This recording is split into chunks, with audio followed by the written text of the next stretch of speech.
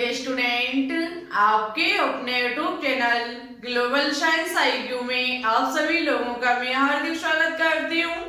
इसी के साथ साथ आप सभी लोगों को गुड इवनिंग।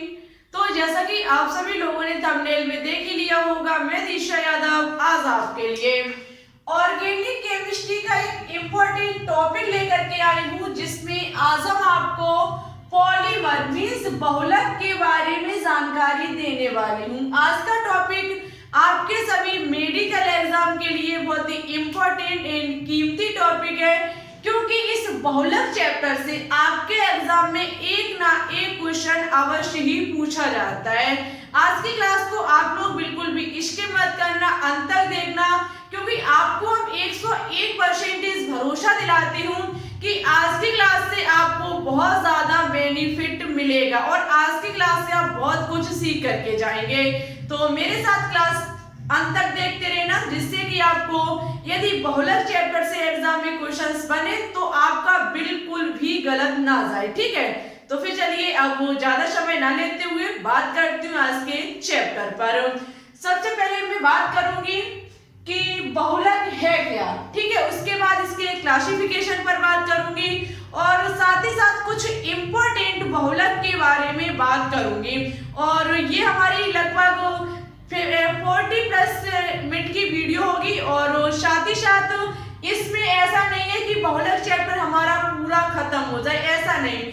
इसका एक पार्ट या फिर 2 पार्ट में और लेकर के आऊंगी, जिसमें आपके बहुलक चैप्टर को अच्छे से कंप्लीट करा दूंगी। ठीक है, तो चलिए सबसे पहले बात करते हैं कि बहुलक होता क्या है।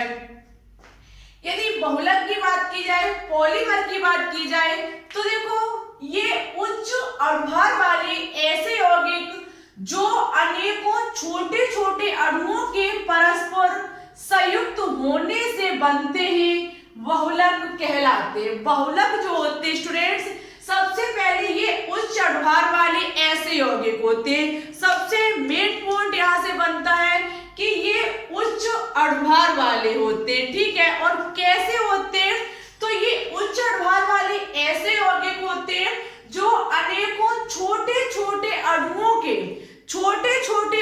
के परस्पर संयुक्त होकर के बनते हैं। जब हम हम क्या करते हैं, छोटे छोटे अणुओं को आपस में मिला देते हैं, उसके बाद एक उच्च आधार वाले यौगिक का निर्माण करते हैं, जिसको बहुलक कहा जाता है। ठीक है, जिसे इंग्लिश में पॉलीमर कहते हैं। ठीक है, इसमें सबसे इंपॉर्टेंट पॉइंट यहाँ पर लिखा हुआ है कि जिन छोटे अणुओं से बहुलक बनते हैं उसे एकल इकाई कहते हैं। इस चीज पर आप लाइन कर लेना अच्छे तरीके से, क्वेश्चन एग्जाम में पूछा जा सकता है कि बताइए जिन छोटे छोटे अणुओं से बहुलकों का निर्माण होता है उनको क्या कहा जाता है।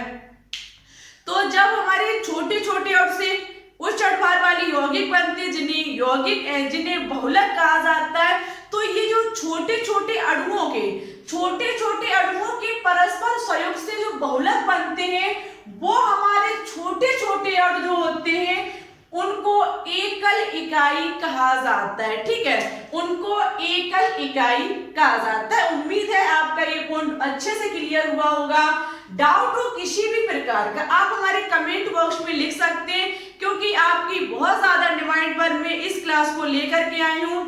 कुछ स्टूडेंट्स बोल रहे थे कि लाइव स्ट्रीम में सॉल्व कराइए, तो कुछ बोर्ड की बोल रहे थे, लेकिन मेरे हिसाब से माना जाए तो बोर्ड पर जितना मैं बेहतरीन करा सकती हूँ उतना लाइव स्ट्रीम में नहीं हो सकता। ठीक है, लेकिन अपलोड वीडियो को भी आप अनदेखा मत करना, हर एक चीज को अच्छे से लिखना। ठीक है, बहुलक चैप्टर का जब मॉक टेस्ट होगा सच में मजा आ जाएगा।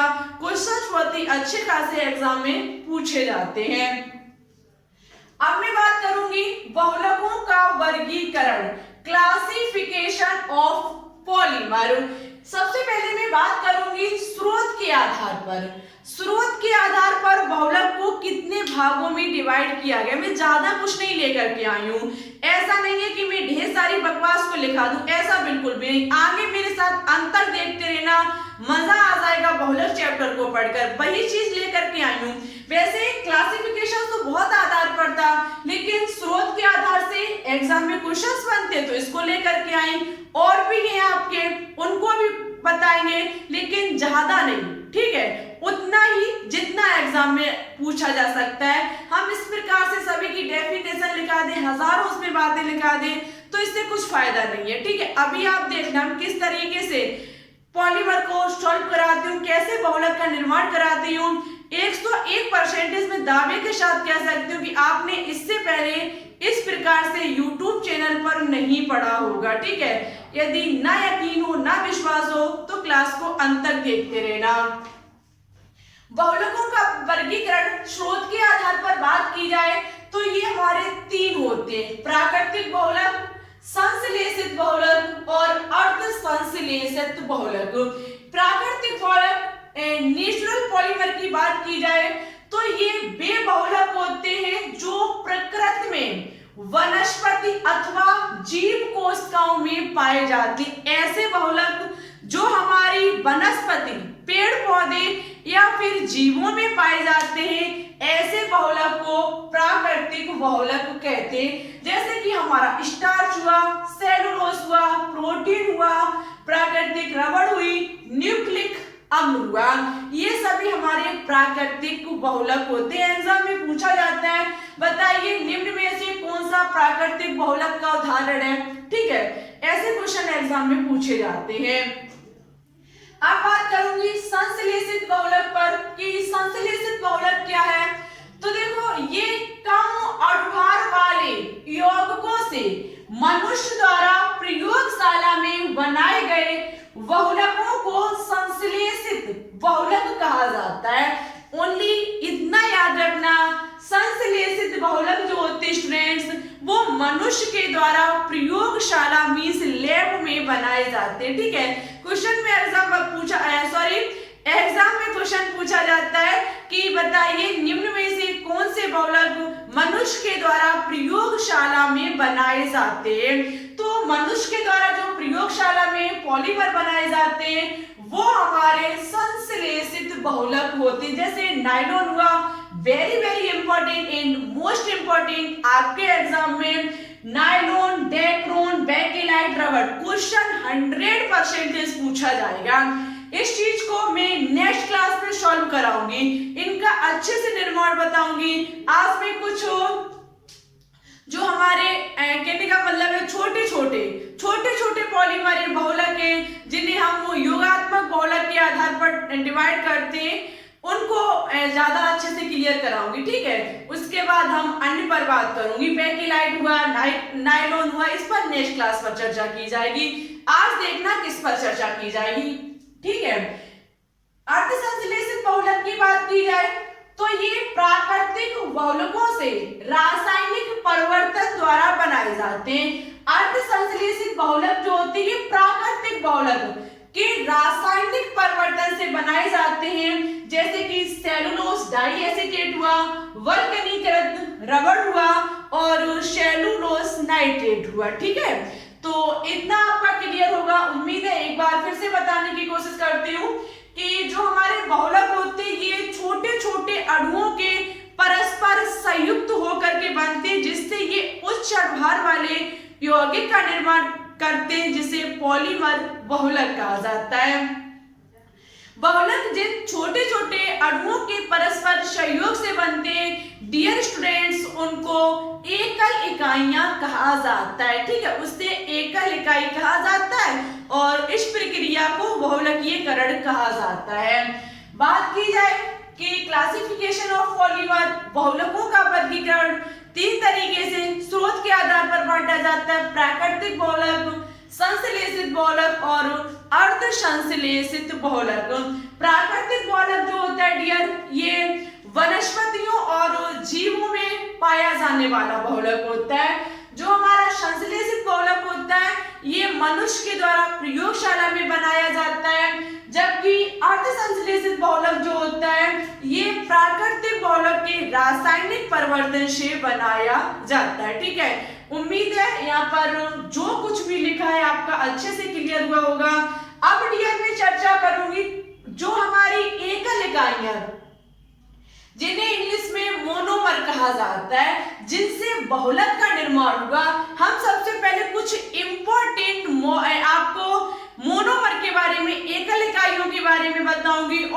उससे किस प्रकार से बहुलक का निर्माण किया जाता है इसके बारे में जानकारी दूंगी, और किस बहुलक का कहां पर यूज किया जाता है इसके बारे में जानकारी दूंगी। तो सबसे पहले आपको यहाँ पर जो कुछ भी लिखा हुआ है उसकी स्क्रीनशॉट ले लीजिए, उसके बाद में नेक्स्ट पॉइंट पर चर्चा करती हूँ। चलिए तो अब बात करती हूँ कुछ इम्पोर्टेंट मोनोमर जिन्हें कहा जाता है एकल इकाइयों, क्योंकि जब तक मुझे एकल इकाइयां नहीं पता होंगी, मोनोमर नहीं पता होंगे, तब तक हम बहुलक का निर्माण नहीं कर पाएंगे।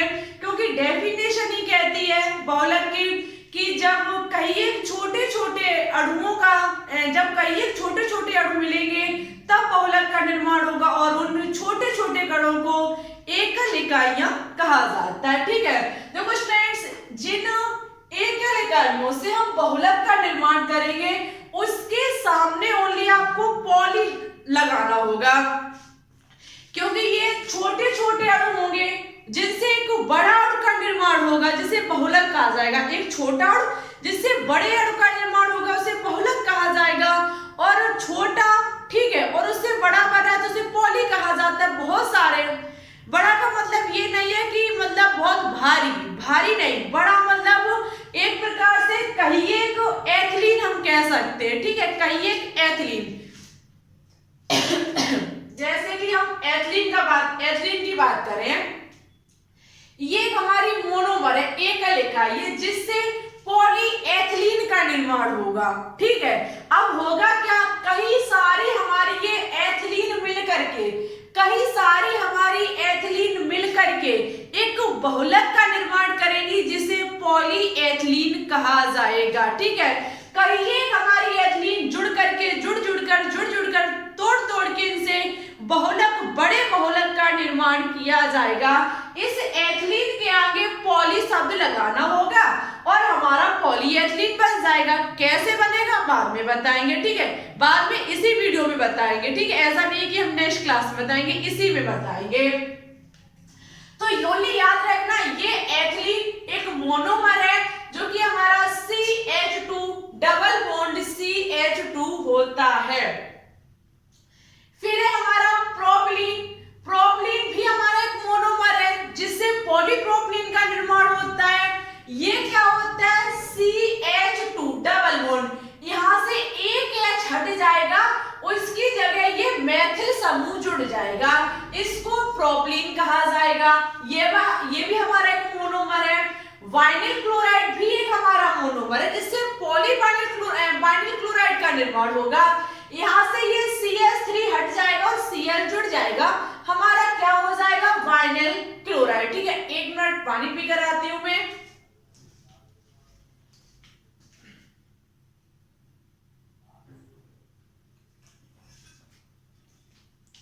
उसके बाद डियर, ये हमारा स्टाइरीन है, ये भी एक हमारा बहुलक है, ये भी एक हमारा एकल इकाई मोनोमर है।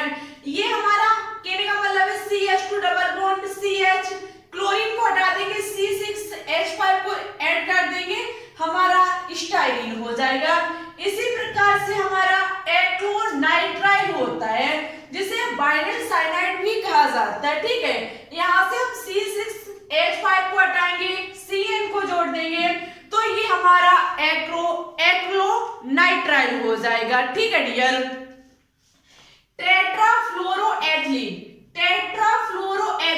जो कि हमारा CF2 डबल बॉन्ड CF2 होता है। Very very important and most important. Ethyl acrylate की बात की जाए तो CH2 double bond CH single bond C double O C2H5, ये कुछ इंपॉर्टेंट हमारे मोनोमर मींस एकल इकाइयां हैं जिनसे बहुलक का निर्माण होगा।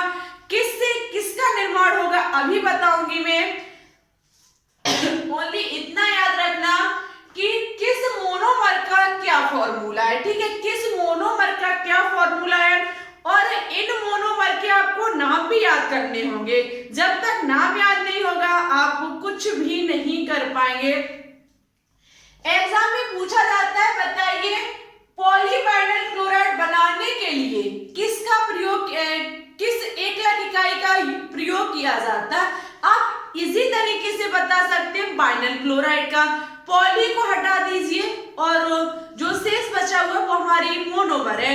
मोनोमर हमारे छोटे छोटे अणु होते हैं, उससे मिलकर के एक बड़े अणु का निर्माण हो जाता है, जहां पर बड़ी चीज कहीं एक चीजें आपस में जॉइंट हो रही है तो उसको पॉली कहा जाता है। ठीक है, बहुत सारे को पॉली शब्द दिया जाता है। तो इसी प्रकार से हमारे कुछ इंपॉर्टेंट मोनोमर है, इनको हम सबसे पहले सॉल्व कराती हूँ कि किससे क्या बनेगा, और साथ ही साथ किस बहुलक का प्रयोग कहाँ किया जाता है ये भी बताऊंगी। उसके बाद वीडियो का अंत करेंगे। नेक्स्ट क्लास में कुछ इंपॉर्टेंट हम और भी लेकर के आएंगे, ओनली इतने बहुत ज्यादा इंपॉर्टेंट है। चलिए तो ले लीजिए स्क्रीनशॉट, उसके बाद आगे पॉइंट पर बात करते हैं। चलिए तो अब बात करूंगी कि जो अभी हमने आपको मोनोमर बताए, एकलक इकाइयां बताई, इनसे किस बहुलक का निर्माण होगा और किसका कहां पर यूज किया जाएगा। देखो स्टूडेंट्स, इतना और याद रखना, ये हमारे युगात्मक बहुलक होते हैं। ठीक है, जो एकलक इकाइयों से मिलकर के बने होते हैं, जिनसे बहुलक का निर्माण होता है, लेकिन इनसे बाहर कुछ भी नहीं निकलता। ठीक है, जैसे कि कई रिएक्शनों में क्या होता है कि दो या दो से अधिक एकल इकाइयां मिल जाती हैं और बहुलक बन जाता है। बहुलक के साथ साथ कुछ हिस्सा बाहर भी निकल जाता है, जो आप नेक्स्ट क्लास में पढ़ोगे संघनन बहुलक के अंतर्गत। ठीक है, ऐसा युगात्मक बहुलक में नहीं होता है। जैसे कि फर्स्ट था हमारा एथिलीन। ठीक है, फर्स्ट था हमारा एथिलीन, जो कि हमारा CH2 डबल बॉन्ड CH2 था। डियर, हम क्या करेंगे, इससे बहुलक का निर्माण करेंगे। जब हम इससे बहुलक का निर्माण करेंगे तो आपको पता है ये जो डबल बॉन्ड होगा ये टूट जाएगा, ये डबल बॉन्ड टूट जाएगा। जब स्टूडेंट्स ये डबल बॉन्ड टूट जाएगा तो ये डबल बॉन्ड कब बना होगा, जब एक इलेक्ट्रॉन इसने अपने रखा होगा, एक इलेक्ट्रॉन इसने अपना रखा होगा, तभी तो दोनों ने आपस में इलेक्ट्रॉनों की साझेदारी की और बॉन्ड का निर्माण किया। यहाँ से एक बॉन्ड चला जाएगा, सिंगल बॉन्ड बचेगा, एक बॉन्ड इसके पास अपना आ जाएगा, एक इसके पास आ जाएगा। आप देख सकते हैं ये वाला देखो अपना हिस्सा लेकर के निकल गया, ये वाला देखो अपना हिस्सा निकल के ले गया। इसका मतलब समझते हो, ये क्या कह रही है कि इसने तोड़ लिया अपना डबल बॉन्ड और ये अपना इलेक्ट्रॉन या फिर बॉन्ड हम कह सकते हैं लेकर के अलग हो गए। अब यहाँ पर कहीं ये हमारी एकलक इकाइयां जुड़ सकती हैं। ये एकल इकाई टूटी, इसने इसका निर्माण किया, इसी प्रकार से और टूटेगी, इससे जॉइंट हो जाएंगी और टूटेगी, अगली वाले से जॉइंट हो जाएंगी और टूटेगी, उसके अगली वाले से जॉइंट हो जाएंगी। मींस एक बड़ा सा यौगिक बनके तैयार हो जाएगा, जिसको कहा जाएगा बहुलक। और एथिलीन से बनने वाला बहुलक हमारा पॉलीएथिलीन या फिर पॉलीथीन कहा जाता है। स्टूडेंट्स, एथीन एक ये मान लीजिए आसानी से जलाने वाला पदार्थ है, लेकिन पॉलीथीन की बात की जाए ये कभी भी आसानी से नहीं जलता है। इसके यूज की बात की जाए तो इसका उपयोग लचीले पाइप बनाने में किया जाता है, खिलौने बनाने में किया जाता है, बोतल बनाने में किया जाता है, कूड़ेदानों में किया जाता है और बाल्टियों में किया जाता है। ठीक है, इसी प्रकार से हमारा सेकंड था प्रोपीन। ठीक है, प्रोपीन या फिर हम उसे प्रोपलीन में निकाला था। ये हमारा CH2 double bond CH single bond CH3 था। ऐसा इसमें भी होगा, ये N बता रहा है, ये डियर N बता रहा है कि इसमें कोई भी क्लियर नहीं है कि कितनी एकल इकाइयां जुड़ी और कितने बहुलक का निर्माण हो। ठीक है, तो ये हमारा सिंगल बॉन्ड टूट ये डबल बॉन्ड हमारा टूट जाएगा।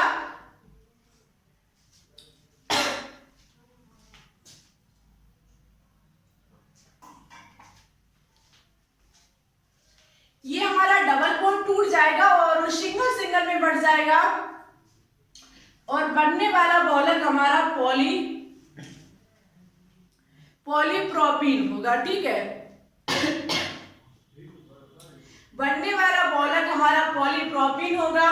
इसके यूज की बात की जाए तो इसका यूज रस्सी में किया जाता है, रेशे बनाने में किया जाता है, और साथ ही साथ इसका प्रयोग शीट कवर बनाने में किया जाता है। ठीक है डियर, इसी प्रकार से हमारा नेक्स्ट था वाइनल क्लोराइड। ठीक है, नेक्स्ट था हमारा वाइनल क्लोराइड। ये वाइनल क्लोराइड क्या होगा, इसी प्रकार से इसका भी डबल बॉन्ड टूट जाएगा और ये हमारा पॉलीवाइनिल क्लोराइड बना लेगा, अपना अपना बंध लेकर के अलग हो जाएगा। इसे पीवीसी भी कहा जाता है।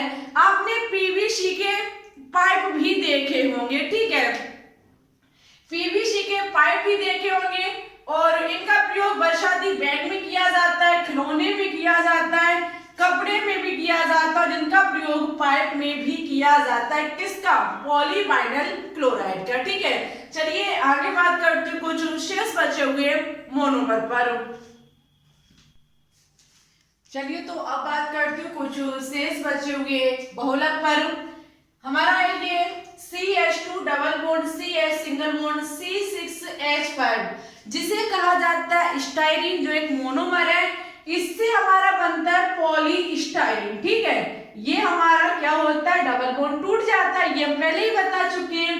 और इस प्रकार से ये अपना अपना इलेक्ट्रॉन बंद लेकर के अलग हो जाता है और ये आगे आने वाले बहुलक से इसी पॉलीस्टाइरीन से जुड़ जुड़कर एक बड़े वाले यौगिक का निर्माण कर लेते हैं। ठीक है, ये हमारा पॉलीस्टाइरीन होता है।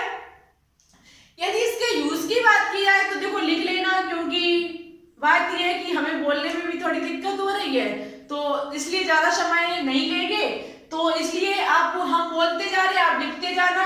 इसका प्रयोग जो किया जाता है वो गर्म पानी पीने वाले जो हमारे कप होते हैं और साथ ही साथ कंघी का सामान, विद्युत आवरण और इनका प्रयोग टेलीविजन के बॉडी बनाने में किया जाता है। ठीक है, किसका प्रयोग, पॉलीस्टाइरीन का। इसी प्रकार से ये हमारा एक्रोनाइट्राइड था, ये हमारा एक्रोनाइट्रोइड था। ये जो क्या होगा, इसी प्रकार से ये भी हमारा सिंगल डबल बॉन्ड टूट जाएगा, जो हमारा पॉलीएक्रोनाइट्राइड का निर्माण कर लेगा। डियर स्टूडेंट्स, इसे और लोन भी कहा जाता है। एग्जाम में ये बहुत कम आ सकता है, और लोन के नाम से पूछा जा सकता है। बात किया जाए कि इसका प्रयोग कहाँ किया जाता है, तो इसका प्रयोग कंबल, स्वेटर इत्यादि चीजों में किया जाता है। ठीक है, इसका प्रयोग जो किया जाता है कंबल, स्वेटर और नहाने वाले जो हमारे कोट होते हैं, सूट होते हैं, उनमें भी इनका प्रयोग किया जाता है। बात करेंगे हम टेट्राफ्लोरोएथिलीन की। ये टेट्राफ्लोरोएथिलीन जो होता है ये डबल बॉन्ड टूट जाएगा, अपना अपना लेकर के अलग हो जाएंगे दोनों। स्टूडेंट्स, इसको पॉलीटेट्राफ्लोरिक एथिलीन और टेफ्लॉन भी कहा जाता है। सबसे इंपॉर्टेंट है ये टेफ्लॉन। टेफ्लॉन से एग्जाम में क्वेश्चंस पूछा जाता है। ठीक है, सबसे इंपॉर्टेंट इसका यूज है, उपयोग। इसका उपयोग जो किया जाता है वो नॉन स्टिक बर्तनों में किया जाता है, एग्जाम में पूछा भी गया है। इसका उपयोग जो किया गया है वो नॉन स्टिक बर्तनों में किया जाता है और साथ ही साथ इसका प्रयोग विद्युत आयरन में भी किया जाता है। जो हमारी प्रेस होती है उसमें जो डला होता है, अंदर प्लेट डली जो होती है विद्युत आयरन की, उसमें भी इसका टेफ्लॉन का प्रयोग किया जाता है। ठीक है, आज का नेक्स्ट और लास्ट है हमारा एथिल एक्लाइड। ये हमारा एथिल एक्लाइड जो होता है ये डबल बॉन्ड टूट जाएगा और अपना अपना लेकर के अलग हो जाएगा, जिसे पॉलीएथिल एक्राइलेट भी कहा जाता है। ठीक है, इस प्रकार से आपके योगात्मक बहुलक तैयार हुए। इनसे बहुलक बना लेकिन बाहर कुछ नहीं निकला। नेक्स्ट क्लास में आपको हम संघनन बहुलक के बारे में जानकारी दूंगी, जहां पर 2 या 2 से अधिक मोनोमर एकल इकाइयां जुड़ेंगी और एक नए बहुलक का निर्माण करेंगी और साथ ही साथ कुछ किसी को अलग भी करेंगी। और हम आपको रबड़ के बारे में जानकारी देंगे नेक्स्ट क्लास में। आज की क्लास कैसी लगी कमेंट बॉक्स में कमेंट करके जरूर बताएं। अच्छी लगे तो लाइक कर देना, दोस्तों के साथ शेयर कर देना और यदि आपके आज अच्छे कमेंट आएंगे, क्योंकि क्वेश्चन आपके लिए कुछ भी नहीं है। ओनली आज आपको कमेंट करके यही बताना होगा कि ये बहुलक चैप्टर आपको कैसा लगा, ये हमारी शुरुआत कैसी लगी, फर्स्ट हमारा पार्ट था कैसा लगा। अच्छा लगा हो तो आप कमेंट बॉक्स में लिख करके बता सकते हैं। जितने ज्यादा हमारे पास कमेंट आएंगे, जितनी इस क्लास को लाइक किया जाएगा, जितने इस पर व्यूज आएंगे, उसी प्रकार से हम नेक्स्ट क्लास को लेकर के आएंगे, ठीक है। यदि ज्यादा लाइक ना हुए और कमेंट ज्यादा ना हुए तो इस चैप्टर को हम आगे नहीं लेकर के आएंगे। हो सकता है जब हमारी जो हम चाहते हैं वो कंप्लीट हो गया तो ठीक है लेकर के आऊंगी, अन्यथा कोई बात नहीं। देखो यदि सपोर्ट करोगे, प्यार दिखाओगे चैनल को, तो आपके लिए हम हर कदम पर खड़े रहेंगे। आपको पता है हमने आपको जितना बोला उतना कंप्लीट कराने की कोशिश की, आपके डिमांड पर ये टॉपिक लेकर के आई हूँ, ठीक है। तो इसी के साथ साथ विदा लेती हूँ और कमेंट बॉक्स में कमेंट करके जरूर बताना। मॉर्निंग में क्लास 5:30 बजे हमारी होगी। पीसीबी के मिक्सचर क्वेश्चंस की उसको लेना बिल्कुल भी ना भूले। जो भी स्टूडेंट्स अभी हमारे चैनल पर न्यू जुड़ रहे हैं, चैनल को सब्सक्राइब कर ले, बेल आइकन को प्रेस ऑल पर क्लिक कर ले, जिससे हमारी अन्य आने वाली वीडियो के नोटिफिकेशन आपके पास टाइम टू टाइम पहुंचते रहे। यदि आपको हमारे टेलीग्राम चैनल से ज्वाइन होना है तो हो सकते हैं, लिंक नीचे डिस्क्रिप्शन में डली हुई है, टेलीग्राम चैनल और ग्रुप दोनों की, ठीक है। तो फिर ठीक है, चलते इतना ही रखते हैं आज के लिए। क्लास कैसी लगी बताना जरूर कमेंट बॉक्स में। जितने अधिक कमेंट होंगे हमारे अंदर एनर्जी उतनी ही ज्यादा आएगी नेक्स्ट क्लास लाने के लिए, ठीक है। चलिए तो फिर ठीक है, चलते हैं। Thanks for watching this video. जय हिंद, जय भारत, ऑल द बेस्ट।